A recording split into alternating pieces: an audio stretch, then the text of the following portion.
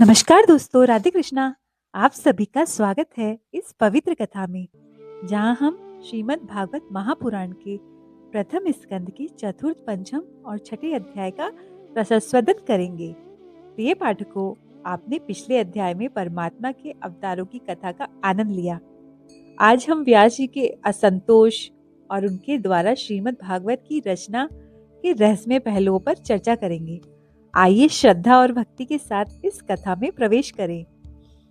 सूत जी महाराज जो शौनकादि ऋषियों को कथा सुना रहे थे, ऋषियों ने प्रश्न किया, हे सूत जी महाराज, आप वक्ताओं में परम श्रेष्ठ हैं। कृपया हमें उस कथा का विस्तार से वर्णन करें जो सुखदेव जी ने राजा परीक्षित को सुनाई थी।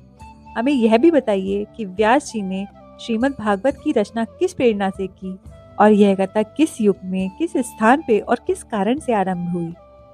सूत जी महाराज ने जवाब दिया, हे ऋषियों, यह कथा अत्यंत ज्ञानवर्धक है।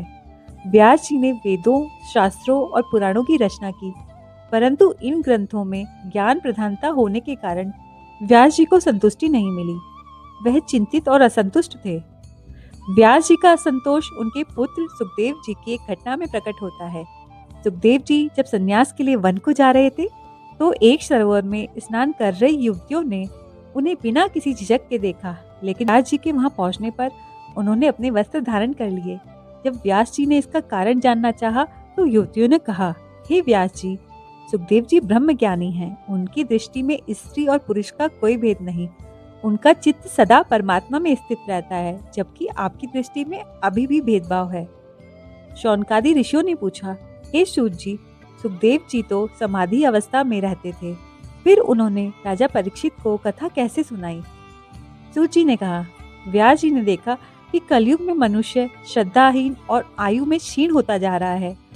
उन्होंने समाज के कल्याण के लिए अनेक ग्रंथों की रचना की, लेकिन उन्हें संतोष नहीं मिला। जब परमात्मा ने अपने मन स्वरूप नारद जी को भेजा। यह अध्याय हमें सिखाता है कि भक्ति के बिना ज्ञान अधूरा है। जब तक भगवान की महिमा को हम अनुभव नहीं करते, हमारे मन को पूर्ण शांति नहीं मिलती।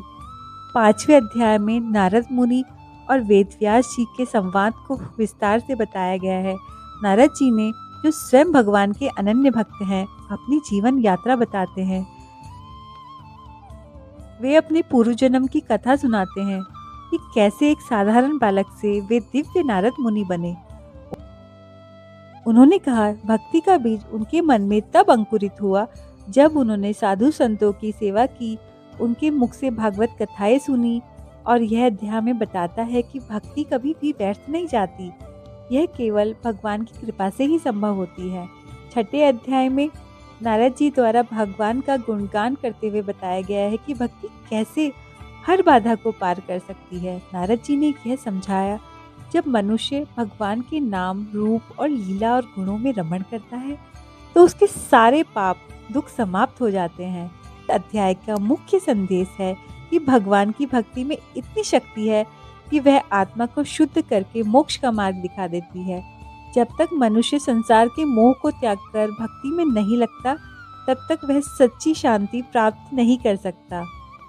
तो दोस्तों, इन तीनों अध्याय का मुख्य संदेश है कि भगवान की भक्ति ही जीवन का अंतिम उद्देश्य है। नारद मुनि और वेदव्यास जी का संवाद हमें सिखाता है कि ज्ञान, सेवा और भक्ति के बिना जीवन अधूरा है। अगर आपको यह वीडियो पसंद आई हो तो इसे लाइक करें, शेयर करें और हमारे चैनल को सब्सक्राइब करें। अगले एपिसोड में हम प्रथम स्कंद के अगले अध्यायों की चर्चा करेंगे। तब तक के लिए हरि बोल। ओम नमो भगवते वासुदेवाय। राधे कृष्णा।